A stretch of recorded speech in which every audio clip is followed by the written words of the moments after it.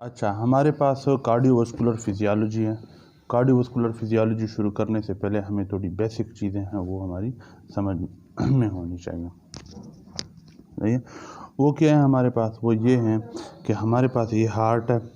सही है। हार्ट के 4 चैम्बर्स हैं, राइट साइड पे 2 और लेफ़्ट साइड पे 2। राइट साइड पे जो 2 हैं वो राइट एट्रियम और राइट वेंट्रिकल हैं। लेफ़्ट साइड पे जो 2 चैम्बर्स हैं वो लेफ़्ट एट्रियम और लेफ़्ट वेंट्रिकल है। अब लेफ़्ट एट्रियम और लेफ़्ट वेंट्रिकल के दरमियान पूरी एक दीवार है।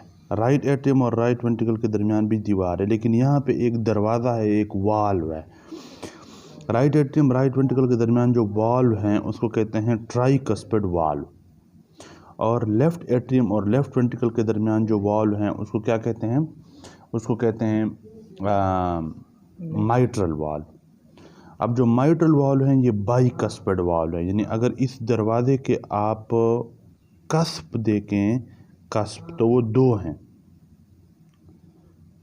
जबकि जो ट्राइकस्पिड वाल्व हैं ये वाला, इसके 3 कस्प हैं, यानी ये इस तरह है। ठीक है। अब इस हार्ट के थ्रू सर्कुलेशन कैसे होती है। लेट सपोज ये हमारे पास चेस्ट है, इस चेस्ट के अंदर ये हार्ट पड़ा हुआ है। ठीक है। और ये नीचे चेस्ट के नीचे एब्डामेन है, और एब्डामेन के नीचे ये 2 पाँव हैं। ठीक है। अब हमारा जो एब्डामेन है, उरी जो शाबाश सबा कोई मुझ जा। अब हमारा जो एब्डामेन है और जो लोअर बॉडी पार्ट्स हैं, चेस्ट हैं, यहाँ से ब्लड जो है वो वेन्स के थ्रू, इन्फीरियर वेना केवा के थ्रू राइट एट्रियम में आता है। ये क्या है, inferior vena cava. Vena cava कहते हैं बड़े वेन को। तो ये हमारे पास इन्फीरियर वेना केवा, क्योंकि ये नीचे से डीऑक्सीजनेटेड ब्लड, जिसके अंदर ऑक्सीजन कम है, कार्बन डाइऑक्साइड ज़्यादा है, जो कि जिसको हम आम अल्फाज में गंदा खून कहते हैं। ठीक है। उसको लेके आते हैं नीचे से, एब्डामिन से भी, पाँव से भी, और नीचे चेस्ट से भी ये लेके आते हैं राइट एट्रियम में। ऊपर जो सर है और जो गर्दन है, वहाँ से सुपीरियर वेना केवा आता है, वो भी राइट एट्रियम में। तो ऊपर वाले हिस्से से जो डीऑक्सीजनेटेड ब्लड है, जिसके अंदर ऑक्सीजन कम, कार्बन डाइऑक्साइड ज़्यादा है, वो सुपीरियर वेना केवा के थ्रू, सुपीरियर ये ऊपर हिस्सा है ना, सुपीरियर वेना केवा के थ्रू आता है राइट एट्रियम में, और नीचे से इन्फीरियर वेना केवा के थ्रू आता है राइट एट्रियम में। राइट एट्रियम से इस ट्राइकस्पिड वाल्व से गुजर के राइट वेंट्रिकल में ब्लड आता है। ठीक है। फिर राइट वेंट्रिकल से जाता है किस में, लेफ्ट लंग में भी और राइट लंग में भी। अब इसको मैं ज़रा इधर ड्रा कर देता हूँ कि ये राइट वेंट्रिकल से ये सर्कुलेशन फिर किस तरह होती है। ये आपके पास हार्ट है, ठीक है, ये राइट वेंट्रिकल था ना। अब राइट वेंट्रिकल से जो ब्लड राइट एट्रियम से जो राइट वेंट्रिकल में आया, इधर से एक मेन पल्मोनरी ट्रंक निकलता है। फिर इस पल्मोनरी ट्रंक की 2 ब्रांचेस हो जाती हैं, एक जाती हैं लेफ्ट लंग में और एक जाती हैं ये लेफ्ट लंग में और एक राइट लंग में। राइट, समझ आ गई। सही। कि जो राइट वेंट्रिकल था, ये राइट एट्रियम से ब्लड राइट वेंट्रिकल में आया, राइट वेंट्रिकल से मेन पल्मोनरी ट्रंक से गुजरा, फिर ये पल्मोनरी ट्रंक 2 में डिवाइड हुआ, एक लेफ्ट साइड पे चला गया, एक राइट साइड पे चला गया। सही है। अब यहाँ पे ब्लड ऑक्सीजनेट हो जाएगा, क्योंकि लंग्स के अंदर तो बाहर से जो आप ऑक्सीजन इनहेल कर रहे हो वो आ रही है, तो इस ब्लड में वो ऑक्सीजन ऐड होगा, तो ये ब्लड ऑक्सीजनेटेड ब्लड हो जाएगा। इसमें ऑक्सीजन की क्वांटिटी ज़्यादा हो जाएगी, ऑक्सीजन का प्रेशर ज़्यादा हो जाएगा। अब इन लंग्स से पल्मोनरी वेन के जरिए, देखो ये पल्मोनरी आर्टरी थी, इसे हम ये कह सकते हैं कि ये वाहिद आर्टरी है कि जिसके अंदर डीऑक्सीजनेटेड ब्लड है। बाकी जो आर्टरीज होती हैं उसमें ऑक्सीजनेटेड ब्लड होता है, सिवाय पल्मोनरी आर्टरी के। ये डीऑक्सीजनेटेड ब्लड को राइट वेंट्रिकल से लंग्स के पास लेके जाती है ताकि वहाँ पे इनको ऑक्सीजनेट किया जा सके। लास्ट सनी दी। अच्छा, अब यहाँ तक समझ आ गई। अब लंग्स से ठीक है। लंग्स से पल्मोनरी वेन के थ्रू ये ब्लड आता है कहाँ पे? लेफ्ट एट्रियम में। देखो ना, ये left atrium, left ventricle, right atrium, right ventricle. तो जो लेफ्ट एट्रियम है इसमें ब्लड आता है, कौन सा blood? Oxygenated blood. Deoxygenated blood इधर आया था पल्मोनरी आर्टरी के थ्रू लंग्स में, फिर लंग्स में इसके साथ ऑक्सीजन मिल गई, अब ये ऑक्सीजनेटेड ब्लड बन गया है। अब ये ऑक्सीजनेटेड ब्लड वापस आएगा लेफ्ट एट्रियम में, ये LA लेफ्ट एट्रियम में आएगा, ठीक है। फिर लेफ्ट एट्रियम से माइट्रल वॉल के थ्रू लेफ्ट वेंट्रिकल में आएगा। सही। फिर लेफ्ट वेंट्रिकल से एआर्टा निकलता है, इस एआर्टा के थ्रू ये पूरे जिस्म में चला जाएगा।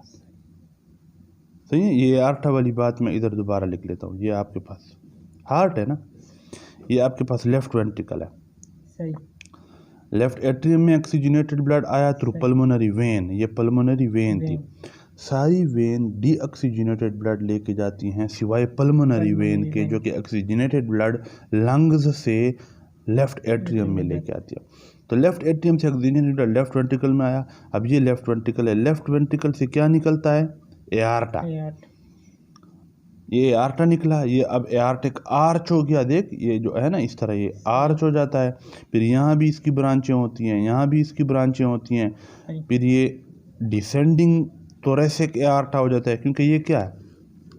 ये चेस्ट है ना, चेस्ट के अंदर हार्ट पड़ा हुआ है। तो चेस्ट के अंदर जब तक ये एआर्टा है इसको क्या कहते हैं? थोरेसिक एआर्टा। जब ये चेस्ट से निकल के यहाँ पे डायफ्राम एक मसल है जो कि चेस्ट और एब्डामिन के दरमियान एक बाउंड्री की शक्ल में होता है, तो जब ये एब्डामिन के थ्रू ये नीचे आता है, अब हम इसको कौन सा एआर्टा कहते हैं? एब्डामिनल एआर्टा। मेन एआर्टा निकला, फिर ये एआर्टिक आर्च बना, फिर एआर्टिक आर्च से ये डिसेंडिंग थोरेसिक एआर्टा, डिसेंडिंग मीन जो नीचे आए, तो डिसेंडिंग थोरेसिक एआर्टा।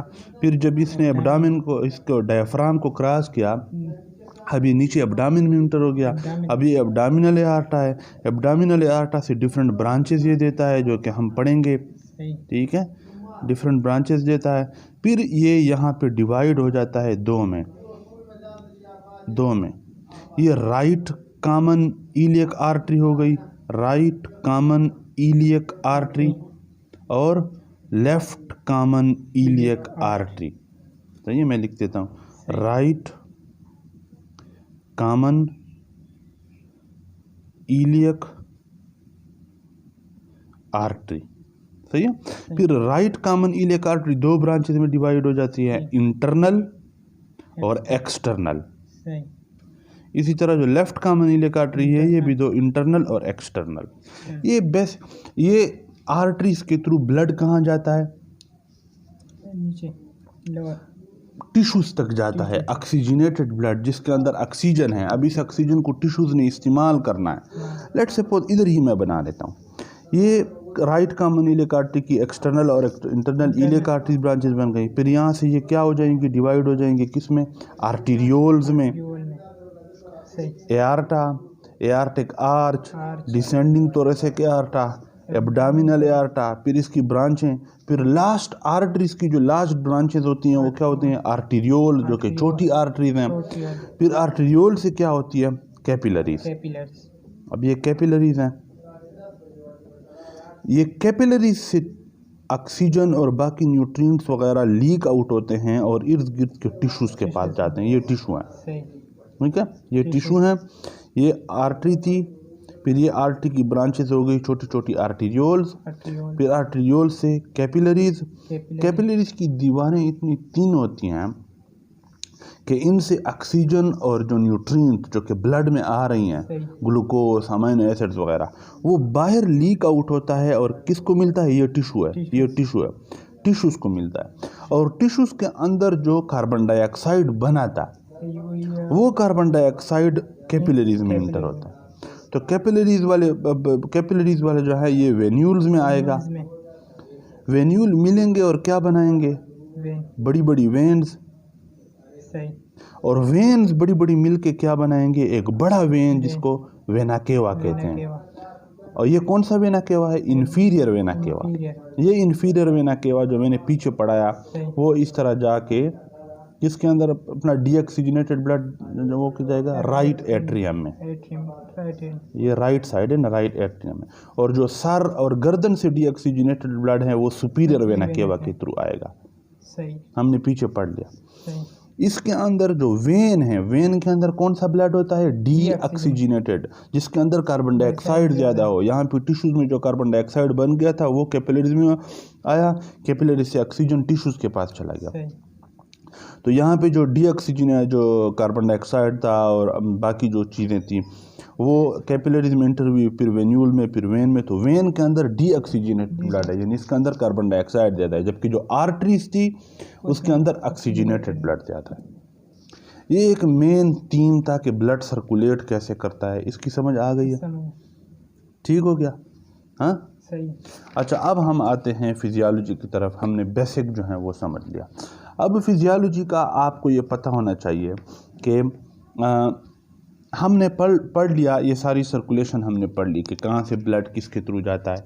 ये यहाँ पे जो लिखा हुआ है ना, ये हमने पढ़ लिया। एक चीज़ जो मैं आपको शायद बताना भूल गया कि देखो, ये राइट वेंट्रिकल है ना, सही। ये राइट साइड की वेंट्रिकल है। तो यहाँ से जो ब्लड निकलता है इसको हम कहते हैं कि ये राइट वेंट्रिकल का कार्डियक आउटपुट है। सही। Right ventricle, cardiac output, heart ने इसको आउटपुट किया है, हार्ट ने इसको निकाला है राइट साइड के हार्ट। सही। और एआर्टा में जो ब्लड निकलता है वो कौन से?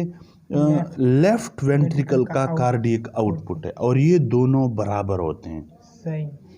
जितना ब्लड यहाँ से पंप होता है, जाहिर है वही ब्लड इधर आता है राइट एट्रियम में, लेफ्ट एट्रियम में, लेफ्ट एट्रियम से लेफ्ट वेंट्रिकल में, और उतनी मिकदार में ब्लड इधर पंप होता है। तो राइट वेंट्रिकल का कार्डियक आउटपुट और लेफ्ट वेंट्रिकल का कार्डियक आउटपुट क्या होता है? इक्वल होता है, इक्वल, बराबर होता है। अगर ये 5 लीटर है तो ये भी 5 लीटर है। ये चीज़ क्लियर हो गई? ठीक है। और दूसरा हम ये कह सकते हैं कि जो राइट वेंट्रिकल का कार्डियक आउटपुट है ये पल्मोनरी फ्लो है, क्योंकि ये पल्मोनरी यानी लंग्स में जाता है। सही। और लेफ्ट वेंट्रिकल का जो कार्डियक आउटपुट है ये सिस्टेमिक फ्लो है, क्योंकि ये लेफ्ट वेंट्रिकल से जो ब्लड निकलता है वो आपके पूरे सिस्टम्स को जाता है, पूरे जिस्म को जाता है। सही।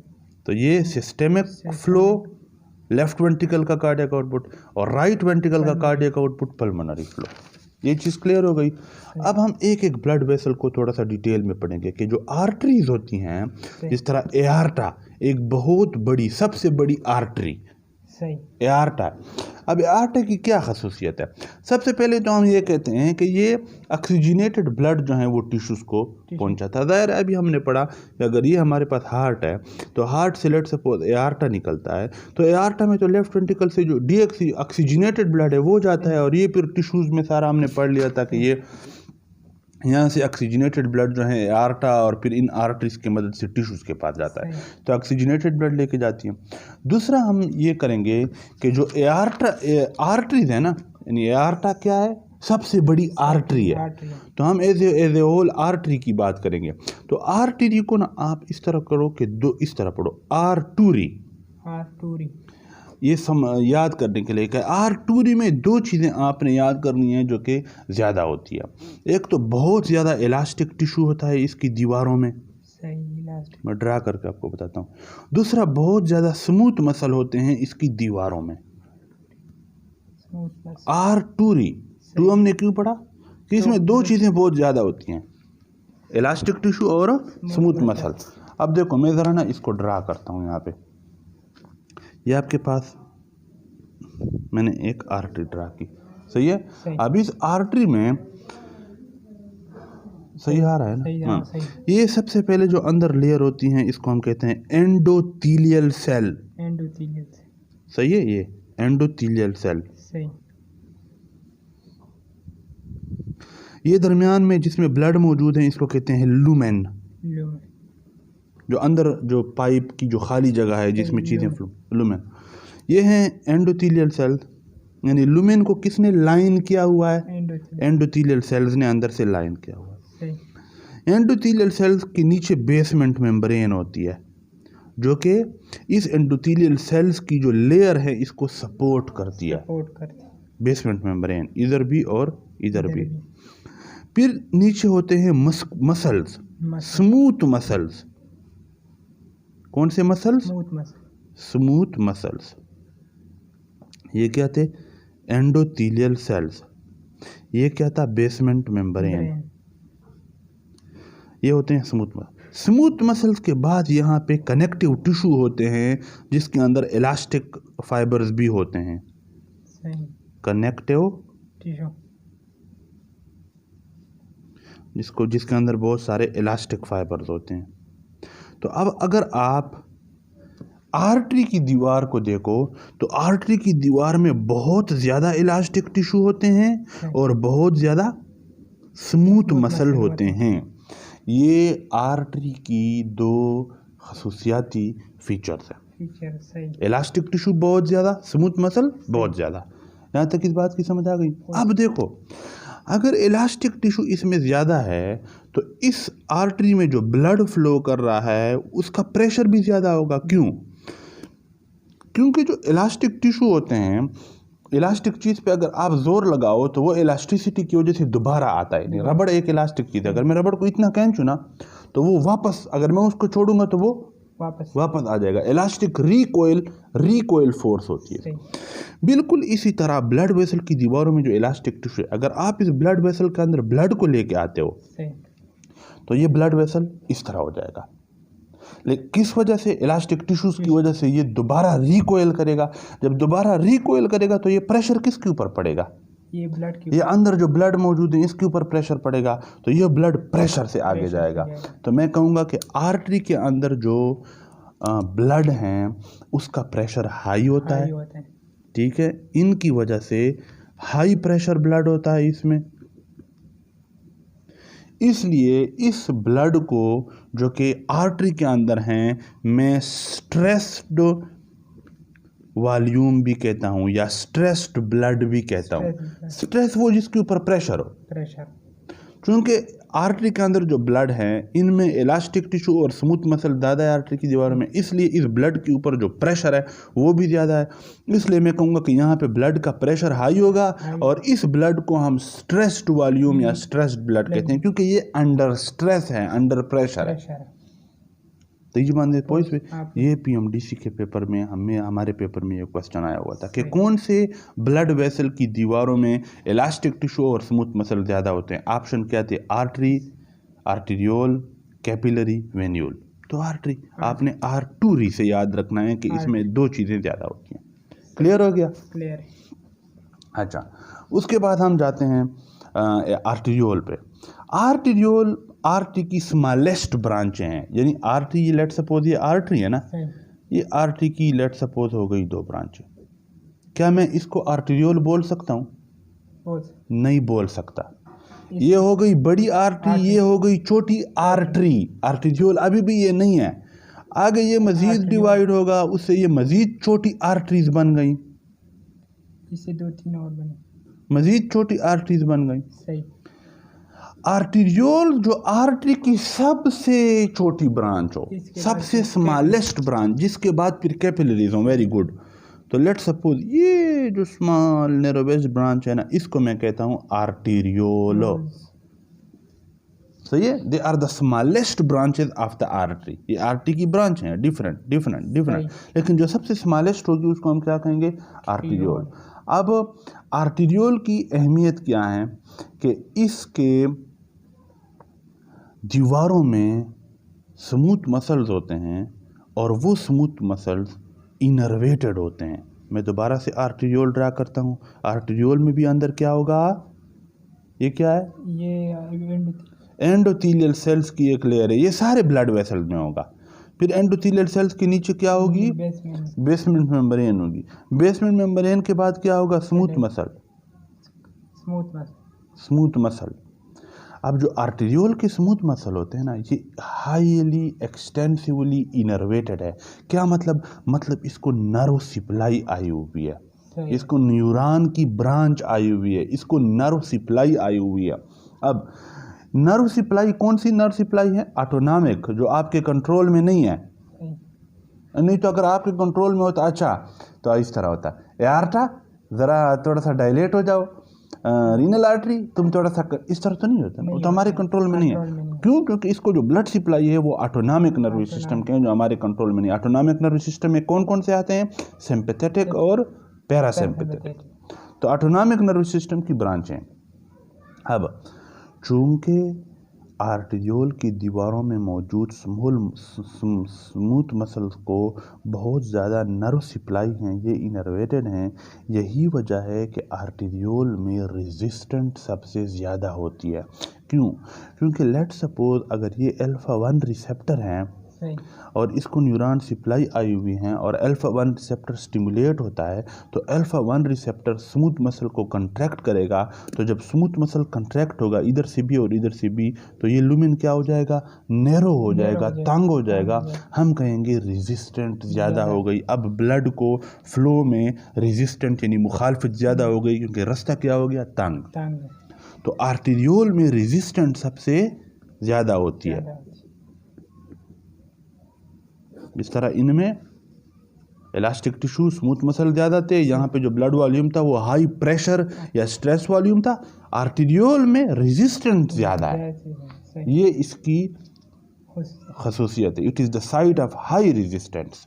क्यों? क्योंकि इसकी दीवारों में जो स्मूथ मसल है इसको क्या है? नर्व आई हुई है। कौन सी नर्व? ऑटोनॉमिक नर्व सिस्टम की नर्व आई है। सिंपैथेटिक और पैरासिम्पैथेटिक को इसको कंस्ट्रिक्ट कर सकते हैं। जब कंस्ट्रिक्ट करेंगी तो ब्लड फ्लो को मुखालफत ज़्यादा होगी, क्योंकि रास्ता तंग है, हम कहेंगे रेजिस्टेंट ज़्यादा है। यहाँ पे ये चीज़ समझ में आ गई। अब देखो जो रिसेप्टर्स हैं, जैसे मैंने अल्फा 1 ड्रा किया, जो आपके यहाँ पे बेसिकली दो तरह के रिसेप्टर्स हो सकते हैं। अल्फा 1 भी हो सकता है और बीटा 2 भी हो सकता है। ठीक है। तो जो अल्फा 1 होते हैं ये कंस्ट्रिक्शन कराते हैं, और ये कहाँ पे होते हैं आपके? ये आपके होते हैं एसएसआर पे, एसएसआर पे। एस से हो गया स्किन, यानी स्किन में जो आर्टिरियोल्स हैं उनमें अल्फा 1 रिसेप्टर होगा। स्प्लैंकनेक, स्प्लैंकनेक बेसिकली कहते हैं आपके एब्डामिन के अंदर जितने भी ऑर्गन्स हैं, आपके एब्डामिन के अंदर जितने भी ऑर्गन हैं, तो स्प्लैंकनेक हो गया। उन पे भी उनको जो आर्टिरियोल सप्लाई करती हैं उनके ऊपर कौन सी रिसेप्टर हैं? अल्फा 1। आर से हो गया रीनल, जो गुर्दे को, ये आपके पास लेट सपोज किडनी है ना, ये किडनी को रीनल आर्टरी आई हुई है। लेट सपोज ये रीनल आर्टरी थी, फिर ये अब ये रीनल आर्टिरियोल है। तो इस रीनल आर्टिरियोल की दीवार में जो स्मूथ मसल हैं इसके ऊपर कौन सा रिसेप्टर होगा? अल्फा 1। तो अल्फा 1 होता है 3 जगहों पे, एसएसआर, स्किन, स्प्लैंकनेक, रीनल। स्किन की तो हमें समझ आ गई। स्प्लैंकनेक क्या है? ये एब्डामिन जितने ऑर्गन है आपके, स्मॉल इंटेस्टाइन, लार्ज इंटेस्टाइन, ये इंटेस्टाइन, वो इंटेस्टाइन, सही है, जितने भी आपके एब्डामिनल ऑर्गन्स हैं उनको स्प्लैंकनेक कहते हैं। समझ आ गई। और जो बीटा 2 है आपके पास, ये स्केलेटल मसल को जो आर्टिरियोल सप्लाई करती हैं। लेट सपोज मैं यहाँ पे बना लेता हूँ, ये एक बंदे का पाँव है, ये एक बंदे की ये नी जॉइंट है, ये फीमर है। लेट सपोज ये नी जॉइंट है, ये नीचे पाँव है। तो यहाँ पे जो ये जो मसल्स हैं इनको हम कौन से मसल्स कहते हैं? स्केलेटल मसल, क्योंकि ये बोन के साथ अटैच्ड है, स्केलेटन के साथ अटैच्ड है, तो ये स्केलेटल मसल हो गए ना। अब देखो लेट सपोज ये एक आर्टरी है, आर्टिरियोल है, जो इस स्केलेटल मसल को सप्लाई करती हैं। तो इस आर्टिरियोल की दीवार में जो स्मूथ मसल होगा उसके ऊपर रिसेप्टर कौन सा होगा? बीटा 2। बीटा 2। एसएसआर में अल्फा 1 होगा, और अल्फा 1 क्या करता है? अगर आप इसको स्टिमुलेट करो तो ये कंस्ट्रिक्शन करता है, रेजिस्टेंट ज़्यादा बढ़ा देता है। जो बीटा 2 हैं ये क्या है? ये तो डायलेटर है। तो जब आप बीटा 2 को स्टिमुलेट करते हो तो स्मूथ मसल क्या हो जाते हैं? स्केलेटल मसल की को जो आर्टिरियोल सप्लाई करती हैं ये रिलैक्स हो जाते हैं। जब ये रिलैक्स हो जाते हैं तो आर्टिरियोल क्या हो जाती हैं? इंक्रीज हो जाए, खुल जाती हैं। जब खुल जाती हैं तो रेजिस्टेंट क्या हो जाता है? यहाँ पे तो जब रेजिस्टेंस कम होता है तो स्केलेटल मसल को ब्लड की सप्लाई क्या हो जाती है, ज़्यादा हो जाती है। यही वजह है जब आप भागते हो, जब आप इमरजेंसी में होते हो, तो आपके ऑटोनॉमिक नर्वस सिस्टम का जो सिंपैथेटिक पोर्शन है ये स्टिमुलेट होता है। जब ये स्टिमुलेट होता है तो एसएसआर को सप्लाई अल्फा 1 की थ्रू है। अल्फा 1 स्टिमुलेट करोगे, ये कंट्रैक्ट हो जाएंगे, तो कंट्रैक्ट हो गए तो आपकी स्किन को ब्लड की सप्लाई क्या हो जाएगी। यही वजह है जब आप भागते हो तो आपका रंग ज़र्द हो जाता है। क्यों? क्योंकि स्किन को ब्लड की सप्लाई क्या हो गई, कम हो गई। सुर्खी तो ब्लड की वजह से है ना। अगर ब्लड सप्लाई इधर स्किन में कम हो जाए तो क्या हो जाएगा, ये जेड बसी जर्द। इसलिए जब हम भागते हैं हमारा चेहरा जर्द हो जाता है। जब हम कोई खतरनाक खबर सुनते हैं हमारा चेहरा जर्द हो जाता है। क्यों? क्योंकि अचानक सिंपैथेटिक सिस्टम स्टिमुलेट हो जाता है। वो आपके स्किन के जो ब्लड वेसल्स हैं उनमें जो आर्टेरियोल्स हैं उनको अल्फा 1 स्टिमुलेट करता है। अल्फा 1 कंट्रैक्ट होते हैं तो आगे ब्लड की सप्लाई क्या हो जाती है, कम हो जाती है। जब वो कम होती है तो आपका स्किन का रंग क्या हो जाता है, येलो हो जाता है। इसके बाद स्प्लैंक नेक। देखो, जब आप भागते हो, जब आप इमरजेंसी में हो, तो आपके मसल्स को ब्लड की ज़्यादा ज़रूरत है या आपके इंटेस्टाइन को ज़्यादा ज़रूरत है? मसल्स को ज़्यादा ज़रूरत है, इंटेस्टाइन को कम ज़रूरत है। तो जो स्प्लैंक नेक यानी जो एब्डोमिनल ऑर्गन हैं उनको जो आर्टेरियोल सप्लाई करती हैं उन पे भी अल्फा 1 है। जब आप इमरजेंसी में होते हो तो ये अल्फा 1 स्टिमुलेट होता है, ये कंट्रैक्ट होते हैं। जो कंट्रैक्ट होते हैं तो आगे ब्लड की सप्लाई एब्डोमिनल ऑर्गन को क्या हो जाती है, कम हो जाती है। सही है। इसी तरह रीनल, जब आप भागते हो, जब आप इमरजेंसी में होते हो तो ब्लड की ज़्यादा ज़रूरत कहाँ पर है, मसल को है। गुर्दे को तो नहीं है ज़रूरत, पेशाब हम बाद में भी बना लेंगे, ठीक है। तो रीनल को ब्लड सप्लाई क्या हो जाएगी, कम हो जाएगी। कहाँ पे ब्लड सप्लाई ज़्यादा हो जाएगी, आप भागने वाले हो, भाग रहे हो, इमरजेंसी में हो, तो जो स्केलेटल मसल्स हैं इनको ब्लड की सप्लाई ज़्यादा होगी। क्यों? क्योंकि इनकी दीवारों में जो आर्टेरियोल हैं, उनकी दीवारों में जो स्मूथ मसल हैं उनको बीटा 2 सप्लाई करती हैं, और बीटा 2 स्टिमुलेट होंगे तो ये स्मूथ मसल रिलैक्स हो जाते हैं। अल्फा 1 कंट्रैक्ट करवाता था, बीटा 2 रिलैक्स। जब ये रिलैक्स होंगे तो ये खुल जाएगा, तो आर्टेरियोल खुल जाएगा, तो यहाँ पे स्केलेटल मसल को ब्लड की सप्लाई क्या हो जाएगी, ज़्यादा हो जाएगी। पता है concept the der basic concept ये हो गया। उसके बाद हम आते हैं आर्टेरियोल के बाद क्या होती हैं, कैपिलरी, ठीक है। तो जो कैपिलरीज होती हैं, सबसे पहली चीज़ तो हमारे पेपर में भी जो आई हुई थी, इसका लार्जेस्ट क्रॉस सेक्शनल एरिया है। क्या मतलब ये लेट सपोज ये आपके पास आर्टरी थी ना, लेट सपोज आर्टरी से ये छोटी आर्टरीज और फिर छोटी आर्टरी से ये क्या है, आर्टेरियोल। अब लेट सपोज ये आर्टेरियोल, अब आर्टेरियोल आगे ये एक कैपिलरी, अगली कैपिलरी, अगली कैपिलरी, अगली कैपिलरी, अगली कैपिलरी, कैपिलरीज इस तरह पड़ी होती हैं। कैपिलरी, एक कैपिलरी, तीसरी, चौथी, पांचवी, छठी, सातवीं, आठवीं, नौवीं, 10वीं। तो अगर मैं आपसे पूछूं कि जो क्रॉस सेक्शनल एरिया है ये किसका ज़्यादा है, इसका या आर्टेरियोल का, या इन आर्टरी का, या इस आर्टरी का, कैपिलरीज का। ये क्रॉस सेक्शनल एरिया होता है। ये देखो इतना बड़ा क्रॉस सेक्शनल एरिया, इसका क्रॉस सेक्शनल एरिया इतना, इसका सिर्फ इतना, इसका इतना, इसका इतना, और इसका यहाँ से लेके यहाँ तक ये सारा क्रॉस। तो लार्जेस्ट क्रॉस सेक्शनल एरिया किनका होता है, कैपिलरीज का। सरफेस एरिया किसका ज़्यादा होता है, सरफेस एरिया किसका ज़्यादा है, कैपिलरीज का। क्रॉस सेक्शनल एरिया भी कैपिलरीज का ज़्यादा है। अब जो कैपिलरीज हैं ये सबसे थिन हैं, क्योंकि इन्हीं के थ्रू तो चीज़ें बाहर लीक होनी है। ये टिश्यू है, ये टिश्यूज़ के पास मवाद जाने के लिए तो कैपिलरी से लीकेज होनी है। तो कैपिलरी सबसे थिन वेसल हैं। क्यों? इनकी अगर आप दीवार देखो तो आपके पास जो क्या होती है कैपिलरी है, अंदर एंडोथेलियल सेल है, वो तो सारे ब्लड वेसल में होता है। कैपिलरी भी एक ब्लड वेसल है ये, और नीचे एक हल्का सा बेसल लेमिना होता है जिसको हम बेसमेंट मेम्ब्रेन भी कह सकते हैं।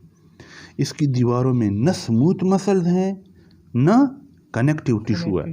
इस तरह यहाँ पे एंडोथेलियल सेल, फिर बेसल लेमिना जिसको बेसमेंट मेम्ब्रेन भी कहते हैं, और फिर स्मूथ मसल, और फिर कनेक्टिव टिश्यू था ना एआर्टा में, आर्टरी में।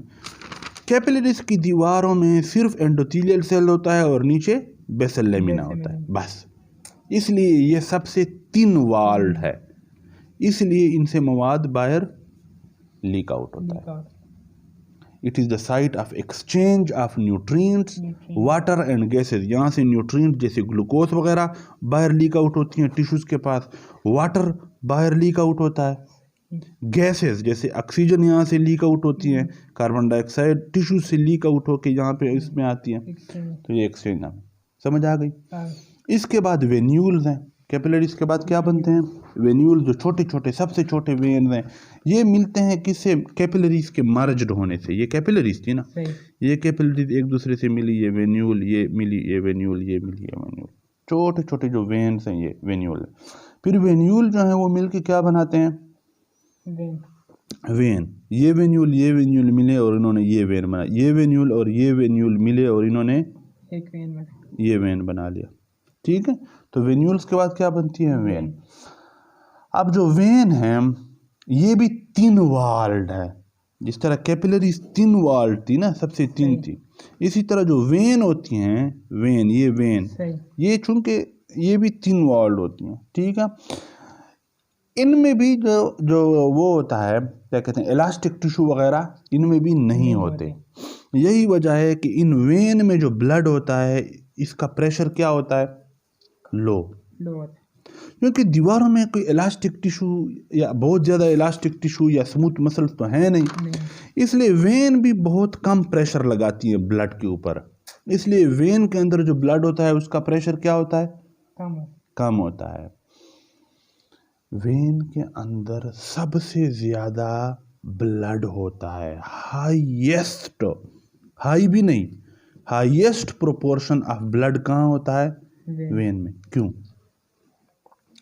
आर्टरी से ब्लड आया आर्टेरियोल में, आर्टेरियोल से कैपिलरीज में, कैपिलरी से वेन्यूल, वेन्यूल से वेन में।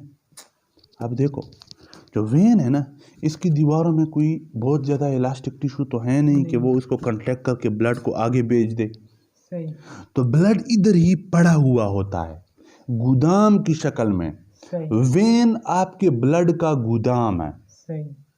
वेन क्या है, blood. Highest proportion of the blood कहाँ मौजूद होता है, हर वक्त वेन में मौजूद होता है।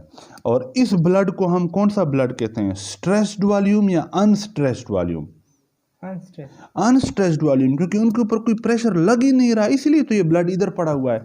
स्ट्रेस्ड वॉल्यूम तो ये आर्टरीज में था, हाई प्रेशर स्ट्रेस्ड वॉल्यूम, यहाँ पे लो प्रेशर होगा और अनस्ट्रेस्ड वॉल्यूम होगा, क्योंकि इसका प्रेशर कम है, इसके ऊपर स्ट्रेस कम है। जब स्ट्रेस कम है तो ब्लड इधर ही पड़ा हुआ होगा, यानी हाईएस्ट प्रोपोर्शन ऑफ ब्लड आपके वेन में मौजूद होता है। अब फाइनल बात इसमें मैं करने लगा हूँ, जो वेन होती है ना, लेट सपोज मैं एक वेन यहाँ पे ड्रा कर देता हूँ। वेन के अंदर भी ये वेन का एंडोथेलियल सेल्स हैं, ये बेसल लेमिना हो गए, ये स्मूथ मसल्स हो गए। अब इनके स्मूथ मसल्स के ऊपर भी इनको भी नर्व सप्लाई है, और यहाँ पे रिसेप्टर कौन सा है, अल्फा 1। तो आप जब इसको स्टिमुलेट करते हो तो ये क्या होगा, अल्फा 1 ये सिंपैथेटिक हैं, अल्फा 1 सिंपैथेटिक हैं, ये एड्रीनर्जिक हैं मेरे भाई। अल्फा 1, अल्फा 2, बीटा 1, बीटा 2 ये एड्रीनर्जिक यानी सिंपैथेटिक है। आगा फार्माकोलॉजी चे मात्र सर वेलेवा आतल पदे इंतजारी चे दे वरी ब्यादर सर हुआ है खपले न वाए। ये सिंपैथेटिक के रिसेप्टर्स हैं। पैरासिम्पैथेटिक के M1, M2, M3, NM, NN ये होते हैं। तो अल्फा 1 सिंपैथेटिक हैं।